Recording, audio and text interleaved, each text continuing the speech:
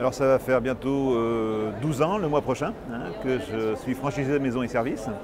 J'ai un parcours un peu différent puisque moi je suis issu d'une activité commerciale. Où j'étais commercial pendant de longues années dans le domaine des télécoms et des radiocommunications.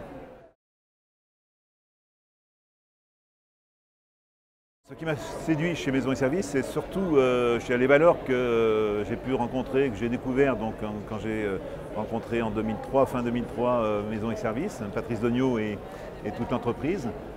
Ces valeurs qui me correspondaient. Il y avait aussi l'activité qui me semblait adaptée à ce que j'avais envie de faire.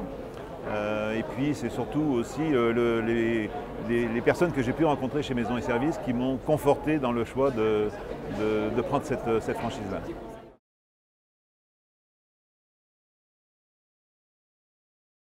Je pense que les compétences nécessaires, ce sont surtout une approche commerciale, maîtrisée.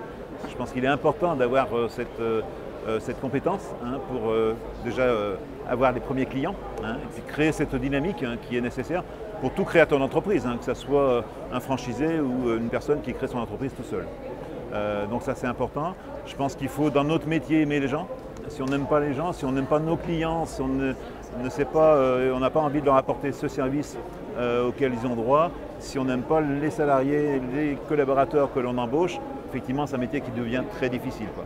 Donc ça c'est important d'avoir cette approche-là. Et puis je pense qu'il faut aussi être organisé. On est un métier sur lequel l'organisation est importante.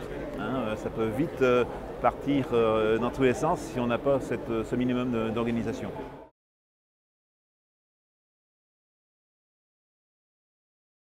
C'est une question effectivement qui est intéressante puisque ça fait un petit bout de temps. Je pense que j'ai jamais oublié les premiers pas chez Maisons et Services.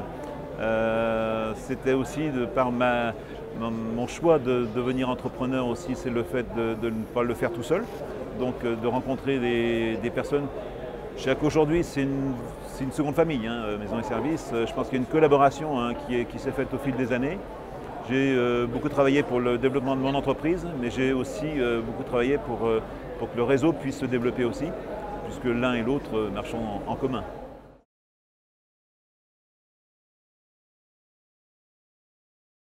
Je pense que la franchise est là pour accompagner. En tout état de cause, quand on crée son entreprise, il faut le créer pour soi-même.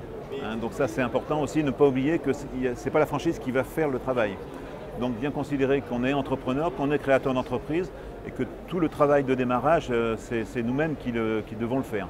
Par contre, la franchise aujourd'hui apporte un certain nombre de supports qui sont agréables en quelque sorte à utiliser parce que ça facilite la vie. J'ai matière à penser que j'ai pu gagner 4-5 ans d'années de fonctionnement grâce à la franchise Maisons et Services. Sinon j'aurais un peu plus galéré comme on dit. Donc c'est important d'avoir cette approche-là, de se dire on est entrepreneur, on y va.